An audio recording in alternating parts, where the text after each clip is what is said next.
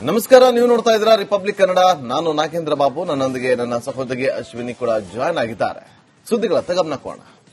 ದೆಹಲಿಯಲ್ಲಿ ಮೊನ್ನೆ ಸಂಭವಿಸಿದ ಸ್ಫೋಟದಲ್ಲಿ 10 ಜನ ಮೃತಪಟ್ಟಿದ್ರು ಅನ್ನೋ ಮಾಹಿತಿ ಇತ್ತು. ಆದರೆ 3 ಜನ ಐಸಿಯುನಲ್ಲಿ ದಾಖಲಾಗಿ ಚಿಕಿತ್ಸೆಯನ್ನ ಪಡಿತಾ ಇದ್ದಾರೆ. ಅವರ ಆರೋಗ್ಯದ ಸ್ಥಿತಿ ಚಿಂತಾಜನಕವಾಗಿದೆ ಅನ್ನೋ ಮಾಹಿತಿಯನ್ನ ಎಲ್ಎನ್ಜೆಪಿ ಆಸ್ಪತ್ರೆಯ ಮೂಲಗಳಿಂದ ಲಭಿಸಿತ್ತು. ಆದರೆ ಈಗ ಮತ್ತೊಂದು ಅಪ್ಡೇಟ್ ಲಭ್ಯ ಆಗಿರೋದು, ಸಾವಿನ ನರ್ತನ ಮುಂದುವರೆದಿದೆ.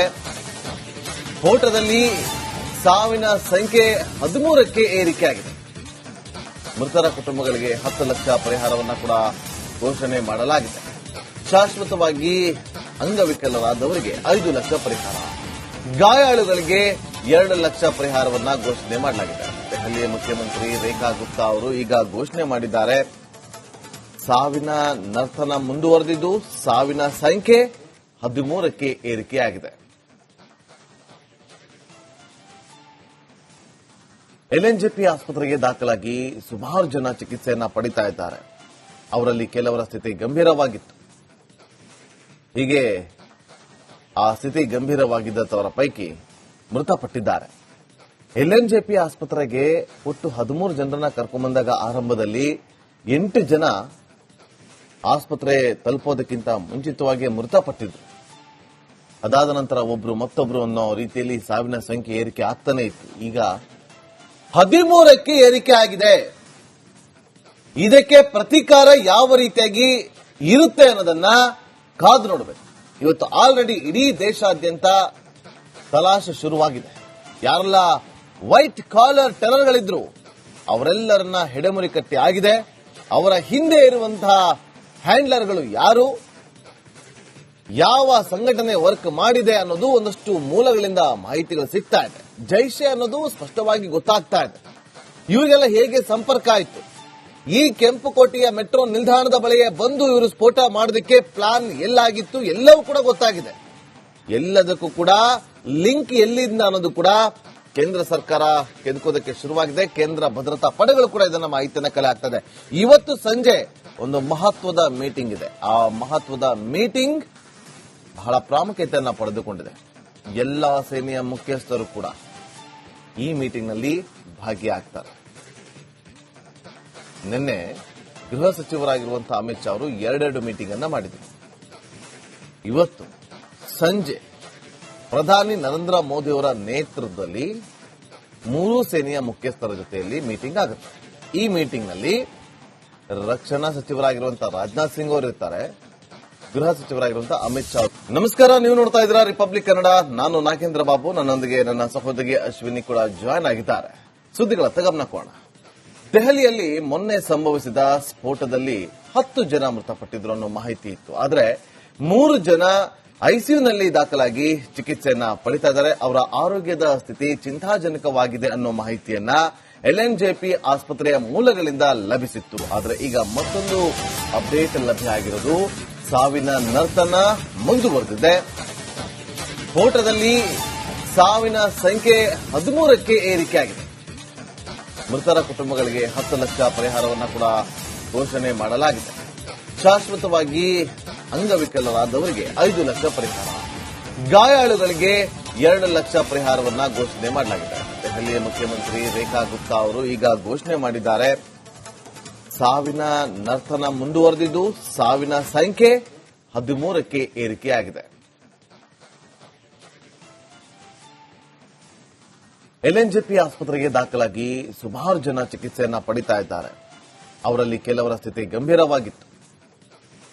ಹೀಗೆ ಆ ಸ್ಥಿತಿ ಗಂಭೀರವಾಗಿದ್ದವರ ಪೈಕಿ ಮೃತಪಟ್ಟಿದ್ದಾರೆ.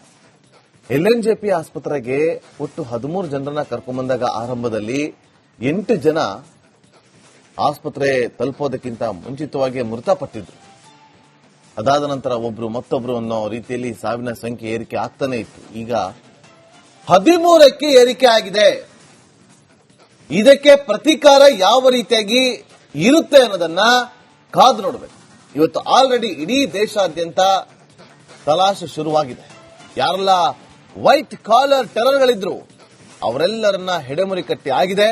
ಅವರ ಹಿಂದೆ ಇರುವಂತಹ ಹ್ಯಾಂಡ್ಲರ್ಗಳು ಯಾರು, ಯಾವ ಸಂಘಟನೆ ವರ್ಕ್ ಮಾಡಿದೆ ಅನ್ನೋದು ಒಂದಷ್ಟು ಮೂಲಗಳಿಂದ ಮಾಹಿತಿಗಳು ಸಿಗ್ತಾ ಇದೆ. ಜೈಷೆ ಅನ್ನೋದು ಸ್ಪಷ್ಟವಾಗಿ ಗೊತ್ತಾಗ್ತಾ ಇದೆ. ಇವರಿಗೆಲ್ಲ ಹೇಗೆ ಸಂಪರ್ಕ ಆಯಿತು, ಈ ಕೆಂಪುಕೋಟೆಯ ಮೆಟ್ರೋ ನಿಲ್ದಾಣದ ಬಳಿಗೆ ಬಂದು ಇವರು ಸ್ಫೋಟ ಮಾಡೋದಕ್ಕೆ ಪ್ಲಾನ್ ಎಲ್ಲಾಗಿತ್ತು, ಎಲ್ಲವೂ ಕೂಡ ಗೊತ್ತಾಗಿದೆ.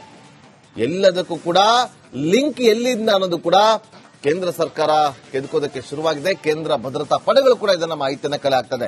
ಇವತ್ತು ಸಂಜೆ ಒಂದು ಮಹತ್ವದ ಮೀಟಿಂಗ್ ಇದೆ. ಆ ಮಹತ್ವದ ಮೀಟಿಂಗ್ ಬಹಳ ಪ್ರಾಮುಖ್ಯತೆಯನ್ನು ಪಡೆದುಕೊಂಡಿದೆ. ಎಲ್ಲಾ ಸೇನೆಯ ಮುಖ್ಯಸ್ಥರು ಕೂಡ ಈ ಮೀಟಿಂಗ್ನಲ್ಲಿ ಭಾಗಿಯಾಗ್ತಾರೆ. ನಿನ್ನೆ ಗೃಹ ಸಚಿವರಾಗಿರುವಂತಹ ಅಮಿತ್ ಶಾ ಅವರು ಎರಡೆರಡು ಮೀಟಿಂಗ್ ಅನ್ನ ಮಾಡಿದರು. ಇವತ್ತು ಸಂಜೆ ಪ್ರಧಾನಿ ನರೇಂದ್ರ ಮೋದಿ ಅವರ ನೇತೃತ್ವದಲ್ಲಿ ಮೂರೂ ಸೇನೆಯ ಮುಖ್ಯಸ್ಥರ ಜೊತೆಯಲ್ಲಿ ಮೀಟಿಂಗ್ ಆಗುತ್ತೆ. ಈ ಮೀಟಿಂಗ್ನಲ್ಲಿ ರಕ್ಷಣಾ ಸಚಿವರಾಗಿರುವಂತಹ ರಾಜನಾಥ್ ಸಿಂಗ್ ಅವರು ಇರ್ತಾರೆ, ಗೃಹ ಸಚಿವರಾಗಿರುವಂತಹ ಅಮಿತ್ ಶಾ. ನಮಸ್ಕಾರ, ನೀವು ನೋಡ್ತಾ ಇದ್ದೀರಾ ರಿಪಬ್ಲಿಕ್ ಕನ್ನಡ. ನಾನು ನಾಗೇಂದ್ರ ಬಾಬು, ನನ್ನೊಂದಿಗೆ ನನ್ನ ಸಹೋದರಿ ಅಶ್ವಿನಿ ಕೂಡ ಜಾಯ್ನ್ ಆಗಿದ್ದಾರೆ. ಸುದ್ದಿಗಳತ್ತ ಗಮನ ಕೊಡೋಣ.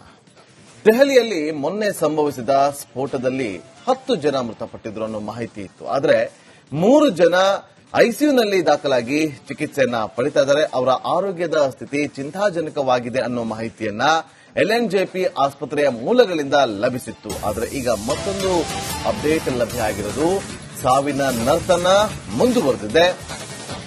ಸ್ಫೋಟದಲ್ಲಿ ಸಾವಿನ ಸಂಖ್ಯೆ 13ಕ್ಕೆ ಏರಿಕೆಯಾಗಿದೆ.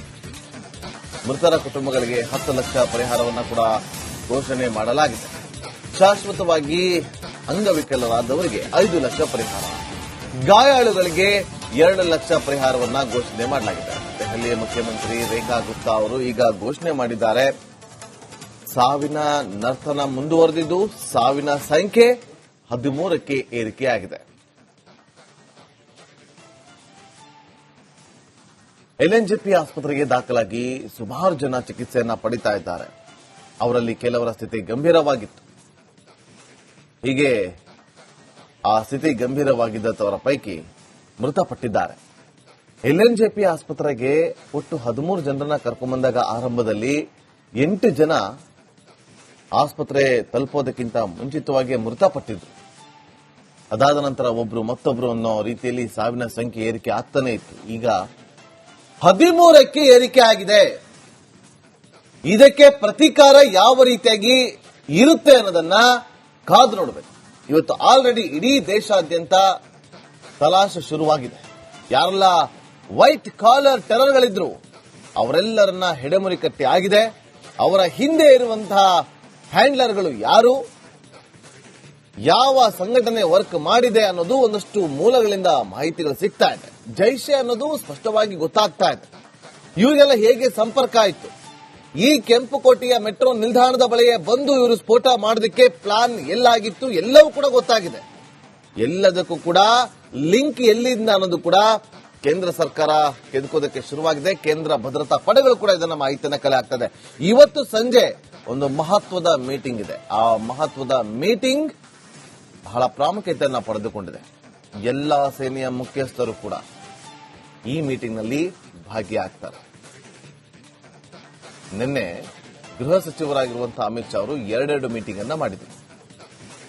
ಇವತ್ತು ಸಂಜೆ ಪ್ರಧಾನಿ ನರೇಂದ್ರ ಮೋದಿ ಅವರ ನೇತೃತ್ವದಲ್ಲಿ ಮೂರೂ ಸೇನೆಯ ಮುಖ್ಯಸ್ಥರ ಜೊತೆಯಲ್ಲಿ ಮೀಟಿಂಗ್ ಆಗುತ್ತೆ. ಈ ಮೀಟಿಂಗ್ನಲ್ಲಿ ರಕ್ಷಣಾ ಸಚಿವರಾಗಿರುವಂತಹ ರಾಜನಾಥ್ ಸಿಂಗ್ ಅವರು ಇರ್ತಾರೆ, ಗೃಹ ಸಚಿವರಾಗಿರುವಂತಹ ಅಮಿತ್ ಶಾ ಅವರು